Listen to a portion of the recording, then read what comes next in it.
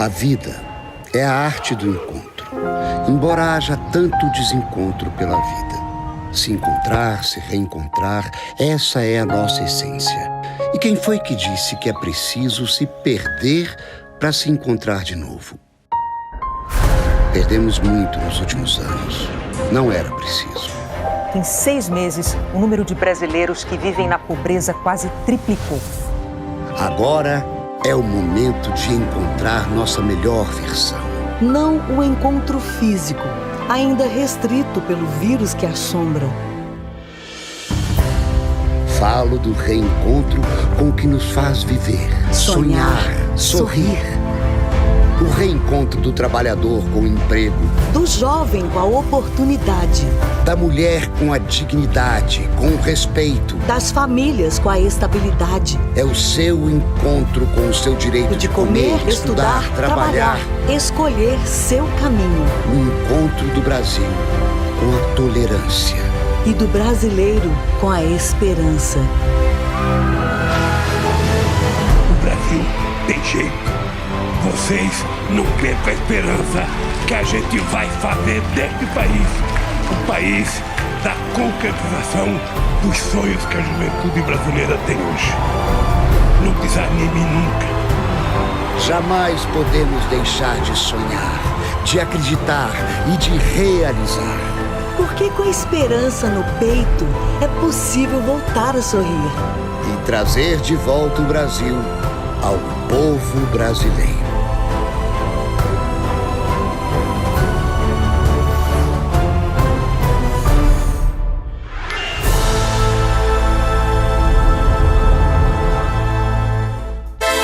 Jornal Rádio PT. Informação e luta popular.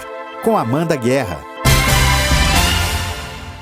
Terça-feira, 1º de março de 2022. Acompanhe agora a reprise da entrevista com o ex-ministro da Justiça, Eugênio Aragão.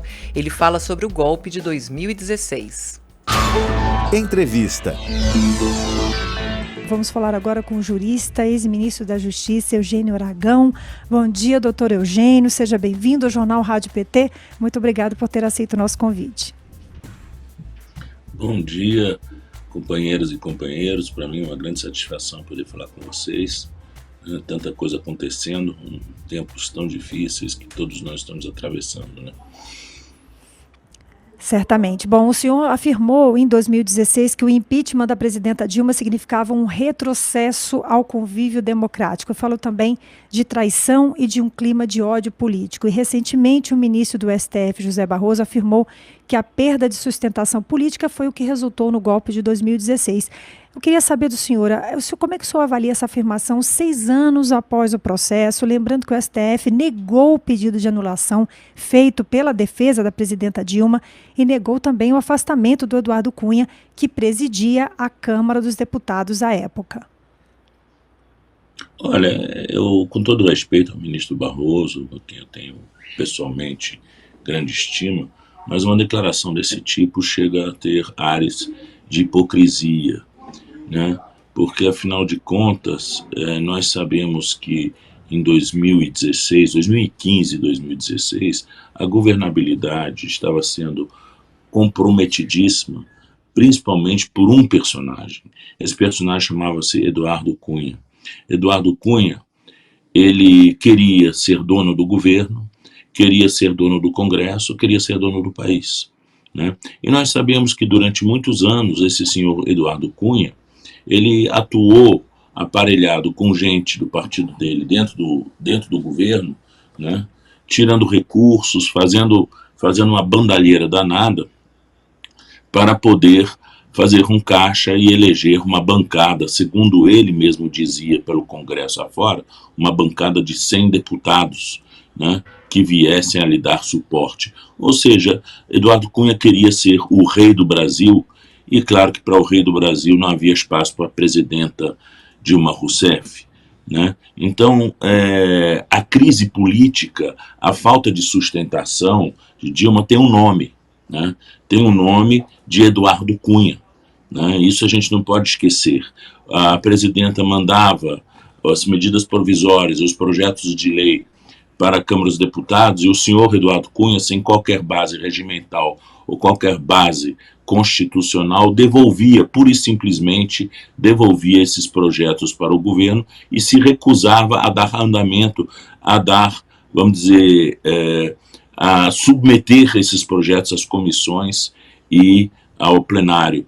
Portanto, o que aconteceu é que houve, a partir daí, uma total paralisia do governo, com base em um personagem e, claro, em pessoas que estavam à sua volta, né, muito concupiscentes dos recursos da União, né, e também de cargos, né, sem contar com o vice-presidente Michel Temer, né, que estava mancomunado com essa gente, né, doido para assumir o cargo da companheira de chapa dele, né, que, afinal de contas, os dois foram eleitos juntos numa chapa, mas o que o companheiro de chapa deve ao seu outro companheiro de chapa é, sobretudo, lealdade, sobretudo, cooperação, e nada disso Michel Temer fez. Bem pelo contrário, lembra a vocês a uma carta patética, né, quase que lembrava uma carta de despedida de Michel Temer do governo,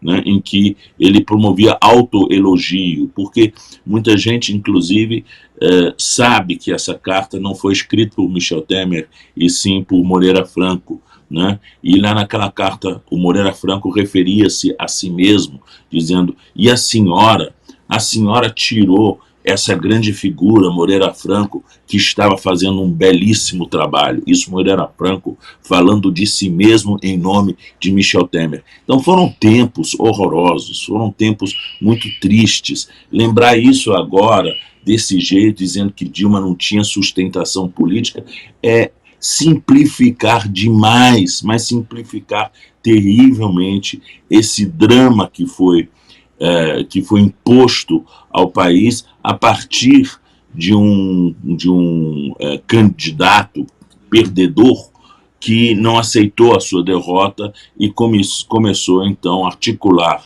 com os inimigos da democracia a derrubada da presidenta. Doutor Eugênio, o senhor traçou aí um quadro muito claro dessa aliança entre Centrão, capitaneados, liderados por Eduardo Cunha, essa figura nefasta da política brasileira, e, ao mesmo tempo, no Palácio do Planalto, ali dentro do Palácio do Planalto, Temer maquinando tudo isso. Algum outro elemento o senhor colocaria nesse cenário, na sua avaliação do golpe, do que teria motivado o golpe? Veja bem, falam muito na situação econômica.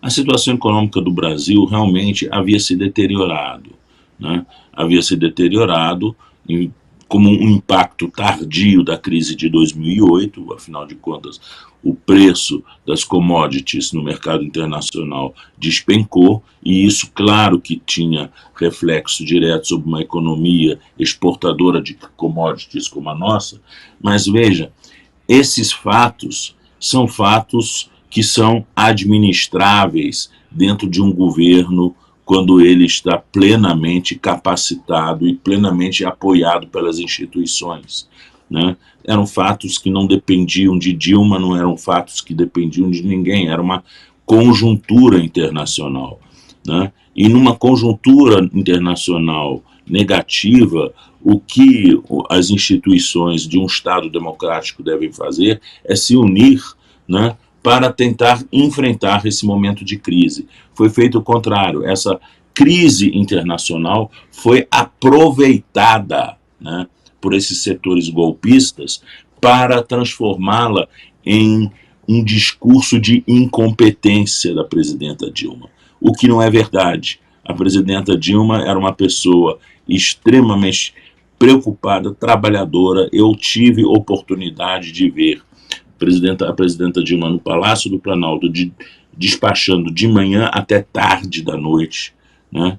E sempre levando todos os assuntos de uma forma muito séria, muito diferente desse moleque que hoje ocupa a cadeira de presidente da República, né? Então, o que houve, sim, a falta de apoio que houve, foi, na verdade, uma conspiração, uma grande conspiração tolerada tolerada, infelizmente, né, pelas instituições nacionais, principalmente pelo Supremo e tudo, como dizia, né, na época, o ex-líder do governo, né, o senador Romero Jucá. Era com o Supremo e com tudo, ou seja, estava todo mundo, de alguma forma, conspirando, né, para tirar Dilma da cadeira.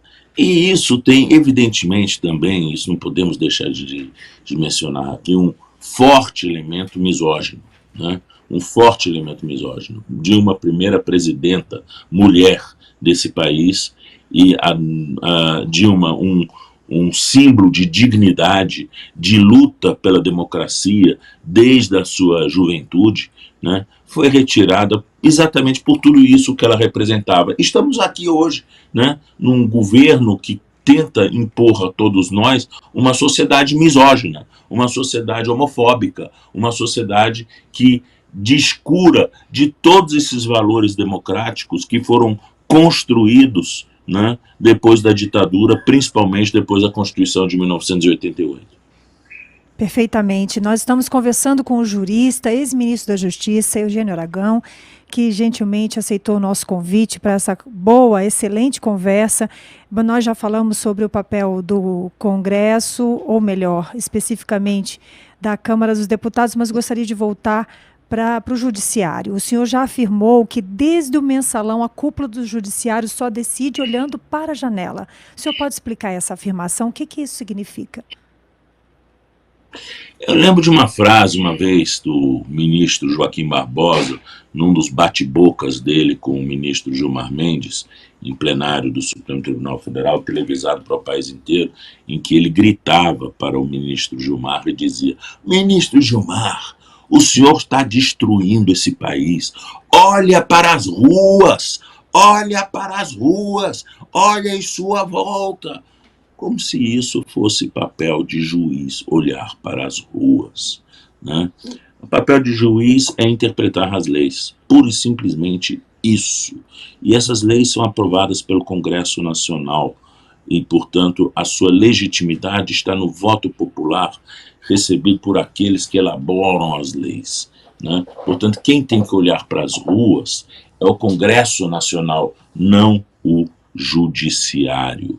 O Judiciário tem que ser leal às instituições. E desde a época do mensalão não foi, né? Porque o ministro Joaquim Barbosa escolheu um lado, o lado de Roberto Jefferson, que contou ao país inteiro uma lorota de uma mesada que seria dado pelo governo a deputados para votarem conforme os seus projetos. Pelo amor de Deus, vamos deixar uma coisa muito clara.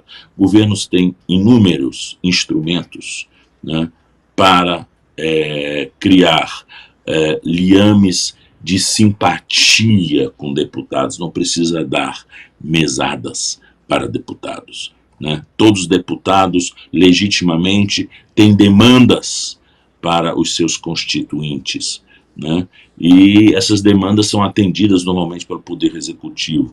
Atendê-las de forma mais ou menos completa, mais ou menos diligente, é importantíssimo para o deputado, porque precisa receber mesada para ajudar a um governo. Isso aqui é uma idiotice também no bonde. O que aconteceu, sim, o senhor Roberto Jefferson, né, para ele fazer parte, para o seu partidinho, parte da base do governo, 20 milhões, né? Isso todo mundo, até as pedras desse país sabe. E recebeu 5 milhões de um fundo, né, que foi dado a partir de empréstimo que o PT fez, né, no Banco Rural, para poder quitar dívidas de campanha de seus deputados. Então, parte desse dinheiro de quitação de dívidas de campanha foi como se fosse uma gentileza entre partidos que compõem a mesma base, né, de ajudar a quitar dívidas de campanha. Mas ele, insaciável, ele queria mais, e queria mais, e não recebeu. E aí o nível de irritação dele começou a subir, né, E não só por causa disso, também por causa do escândalo dos Correios. Né? O escândalo dos Correios que saiu na época em que as pessoas colocadas ali no Correio por esse cidadão, Roberto Jefferson, estavam realmente com a mão larga, né, recebendo dinheiro de fornecedores. E isso foi filmado, né, filmado e apresentado no Jornal Nacional. E aí, Roberto Jefferson, com sua cabeça conspirativa e conspiratória, logo ficou pensando que isso aqui era coisa do governo, melhor dito, do ministro José Dirceu, que estaria querendo acabar com ele.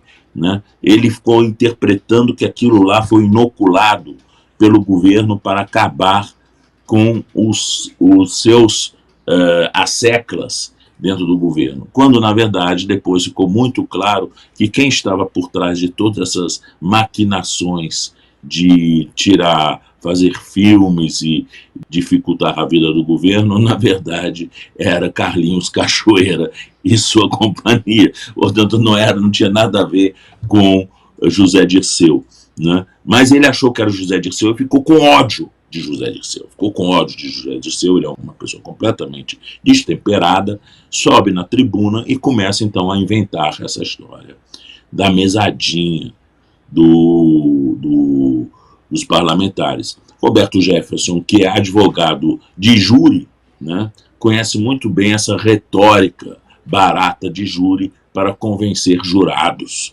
Né? Então, ele conseguiu inventar uma tese que nunca foi provado, porque jamais foi provado que o PT distribuiu mesada para qualquer deputado, quem quer que seja. E aqui, aliás, eu devo lembrar ao meu amigo, infelizmente, que já se foi, Luiz Carlos Sigmaringa Seixas, né, que na época era vice-líder do governo.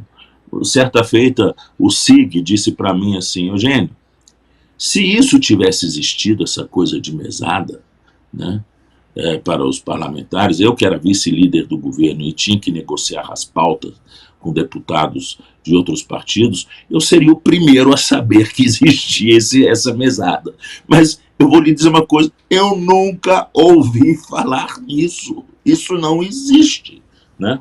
Bom, como eles não acharam a mesada, como nunca acharam a mesada, o senhor Joaquim Barbosa então inventa um tal de desvio de recursos da VisaNet, né?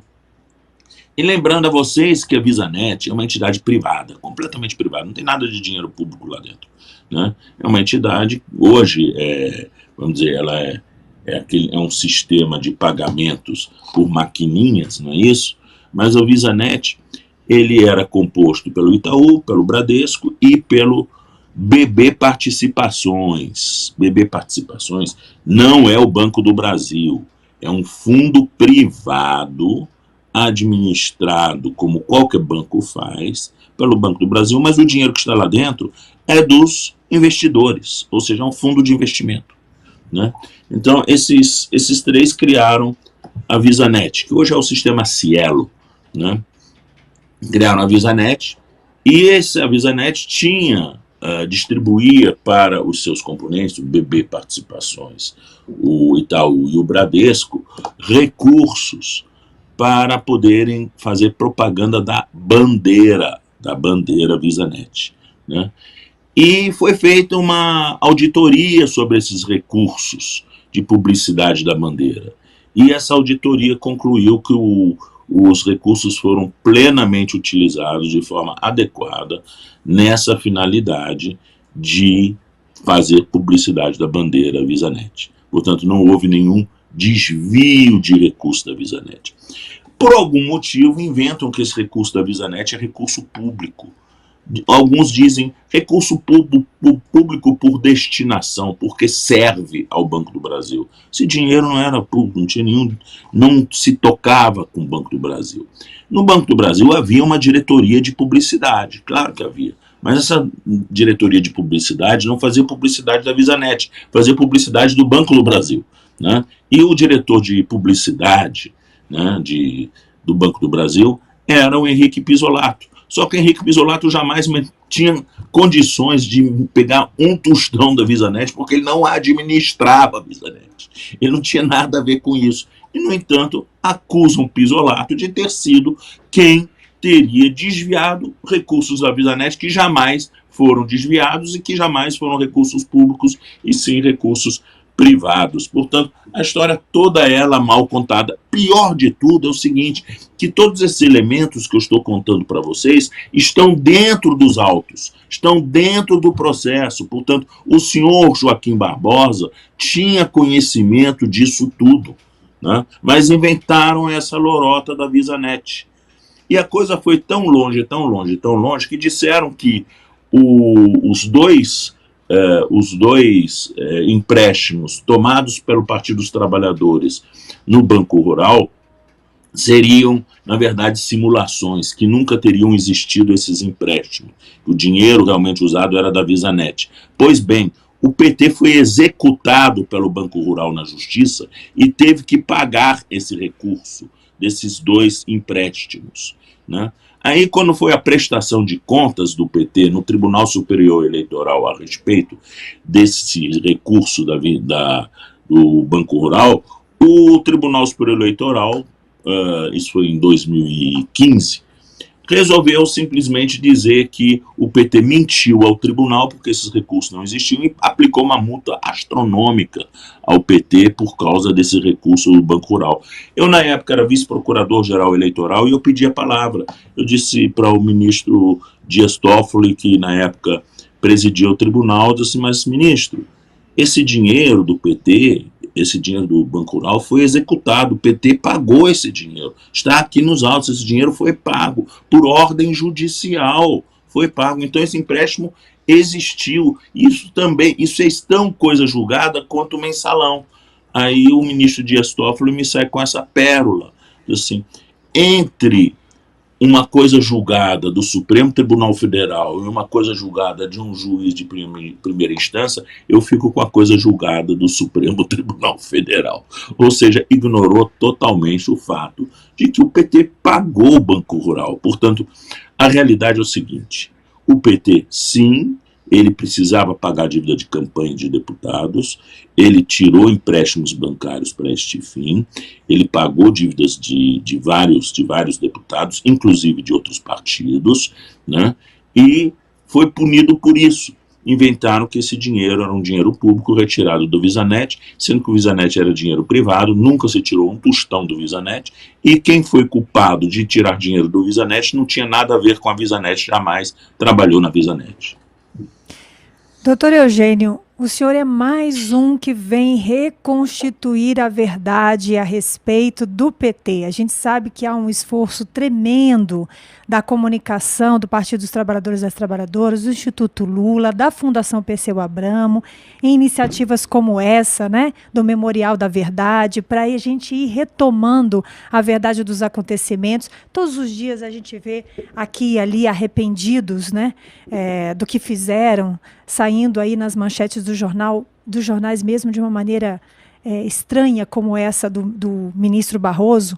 Quero dizer que é importantíssima essa conversa e lembrar as pessoas que estão na nossa sintonia pela Rádio PT e pela TV PT que haverá uma reprise dessa nossa conversa hoje às 3h e também vamos fazer um podcast da nossa conversa para que todo mundo que está chegando agora no nosso programa possa ouvir e assistir e ouvir de novo. O chat da cidadania não para, nossa audiência não para de crescer. As pessoas estão mandando milhares de perguntas, eu nem sei o que eu vou fazer aqui, eu vou pela ordem. O amigo Gil Oficial está dando bom dia ao amigo Eugênio. A Girassol Nascente, ou o Girassol Nascente, eu também não sei se é menino ou menina, parabéns, queridíssimo ministro, o senhor está certíssimo. Já o José Wilson já tem a primeira pergunta, mas eu tenho mais de 3 aqui. A Lava Jato foi fundamental para criar o cenário do golpe?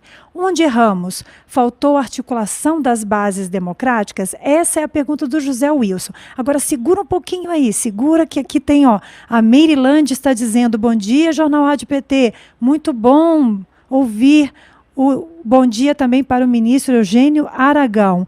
Aqui, olha, tem também da Inês Lopes. Bom dia! Não dá para perder essa voz tão lúcida e inteligente do doutor Eugênio Aragão. Tem uma outra pergunta da Josi Negreiros. Ela fala lá de Porto Alegre. Qual foi o papel do Marcos Valério nessas patifarias todas contra o PT e contra José Dirceu? Vou parando por aí, daqui a pouco tenho mais perguntas para você. Começando com Marcos Valério. Marcos Valério é um empresário da área de comunicação, né? Ele realmente tinha uns negócios meio tortos, tá? Vou lhe dizer isso daí porque conheço a versão de dentro do Ministério Público. Ou seja, ele sim emitiu notas fiscais frias, né? E coisas do gênero. Ou seja, não é uma pessoa com que, vamos dizer, valeria a pena fazer negócios. Mas Marcos Valério, desde a época de priscas eras do Fernando Henrique Cardoso, ele era dono da conta de publicidade da Câmara dos Deputados, do Banco do Brasil, de vários. A empresa dele tinha realmente um portfólio muito grande.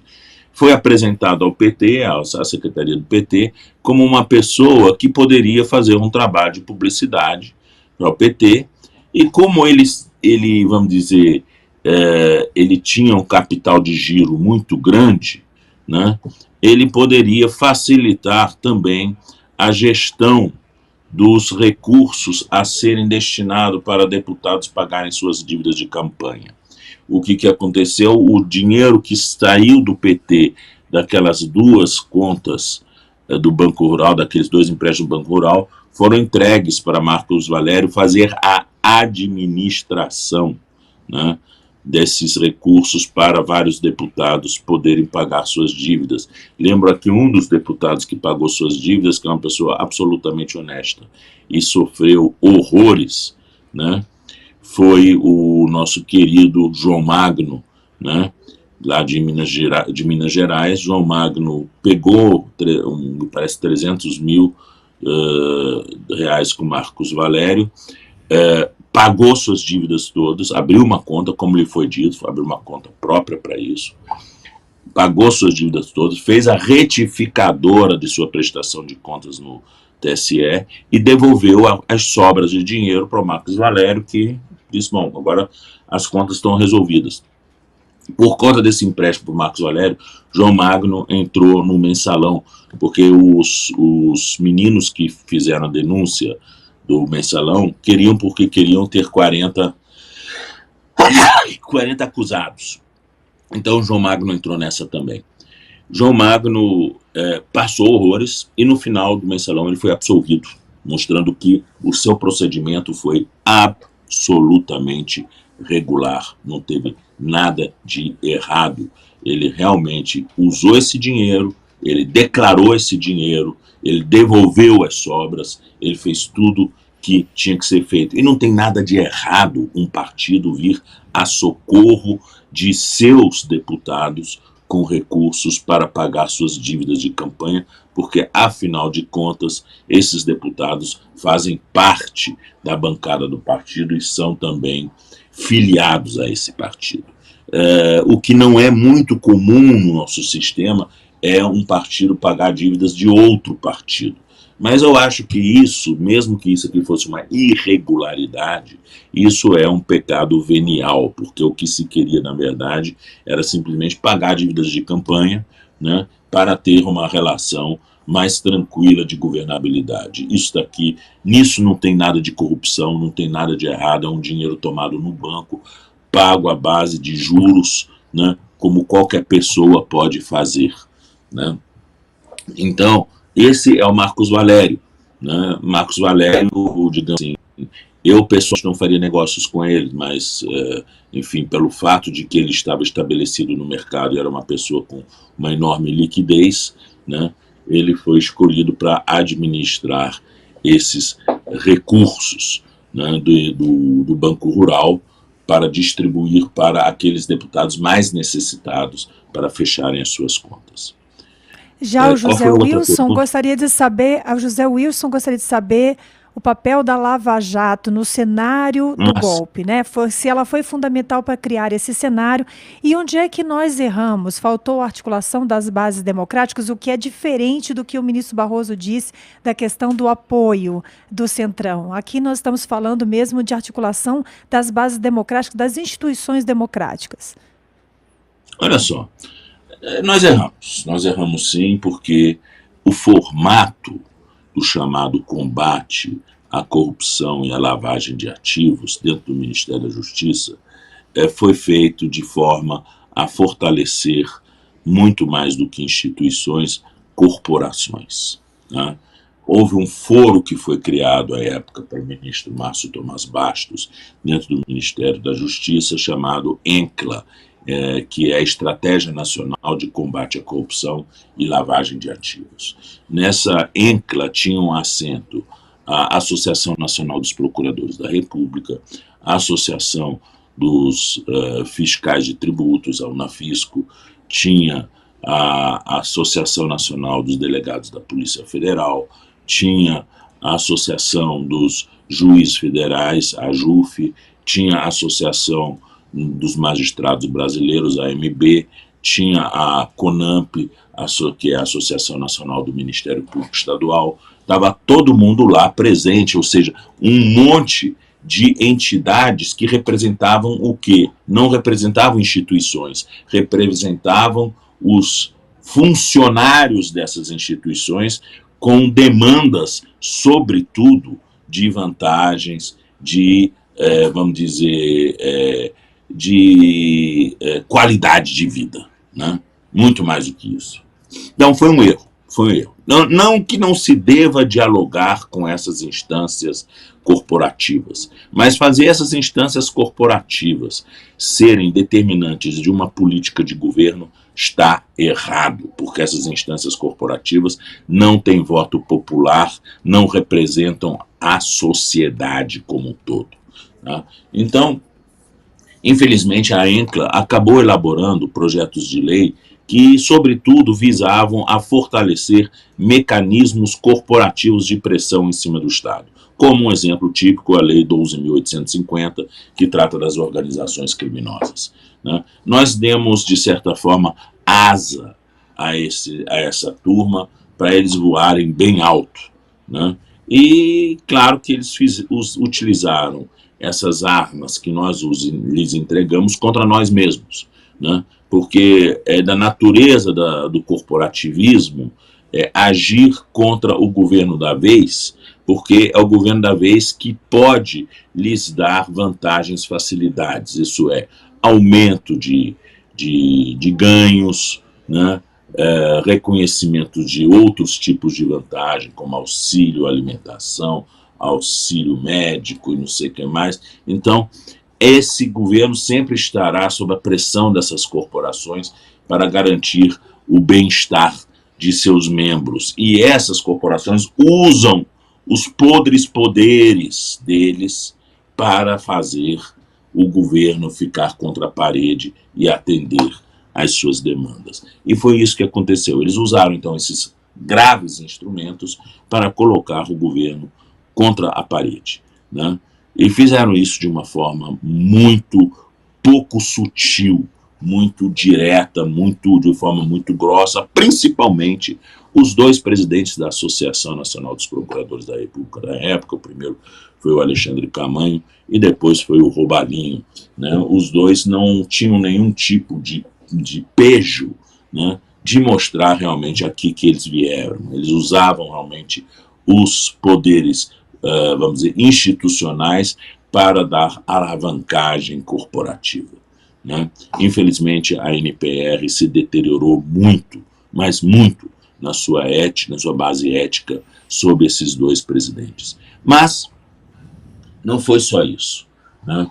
Nós tivemos um ambiente extremamente adverso da mídia, que tinha apoiado Aécio Neves e não queria Dilma como presidenta, né? E aproveitaram, então, desde o início, isso aqui foi em janeiro de 2015, aquele caso de Pasadena, né, como como um grande exemplo de um negócio mal feito e mal explicado.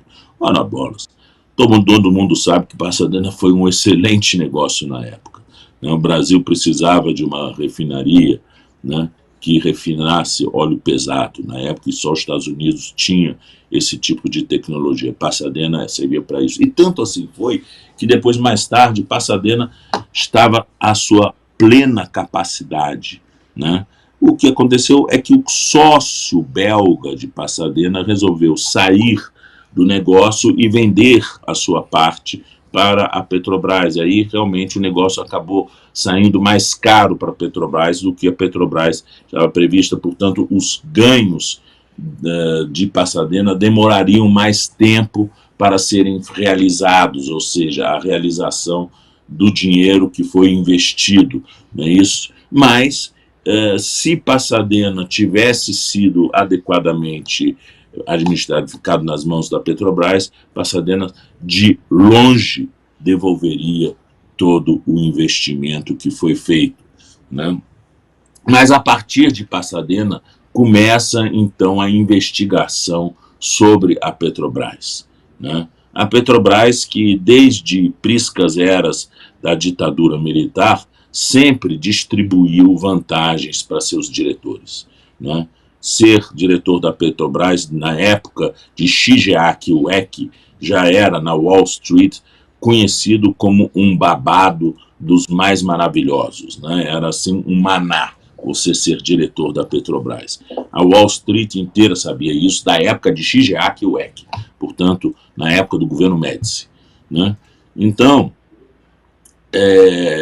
isso até aí nada de novo. E bem pelo contrário, Dilma resolveu botar ordem lá dentro. Tirou alguns diretores, né? Começou a fazer a reestruturação para botar moralidade lá dentro da Petrobras, né? Claro que o sistema era extremamente intrincado, é uma empresa enorme, é uma das maiores empresas do mundo, era uma das maiores empresas do mundo. A governança de uma empresa dessa é extremamente complexa, né? Você não resolve problemas em uma empresa desse tipo da noite para o dia. Mas a Petrobras passou a ser o grande tema, né, da derrocada do governo Dilma, né? E isso claramente com objetivos econômicos, de destruir a base empresarial da Petrobras e permitir que empresas estrangeiras pudessem meter a mão no pré-sal, né? Isso, sem dúvida nenhuma, foi uma das grandes razões do golpe, né? É só ver o que aconteceu depois do golpe. O ministro, doutor Eugênio, a gente não consegue ouvi-lo. O senhor nos ouve? Portanto, a senhora pronto. Teve uma interrupção. Okay. Então, Isso. Naquela época já a gente viu qual era o objetivo do golpe. O objetivo do golpe tinha um nome, chamava-se Petrobras, né? E, claro, a Lava Jato foi o grande instrumento de destruição da Petrobras, e não só de destruição da Petrobras, de toda a indústria que lhe dava suporte, principalmente na área de engenharia civil, de engenharia naval e também de suporte à produção petrolífera, né?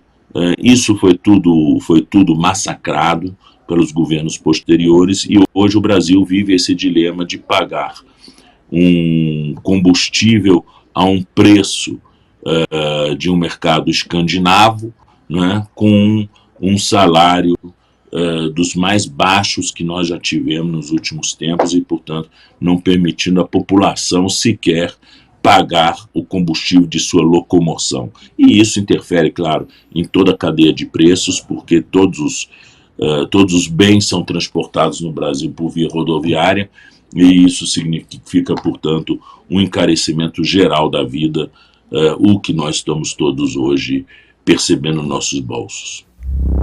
Rádio PT, aqui toca democracia.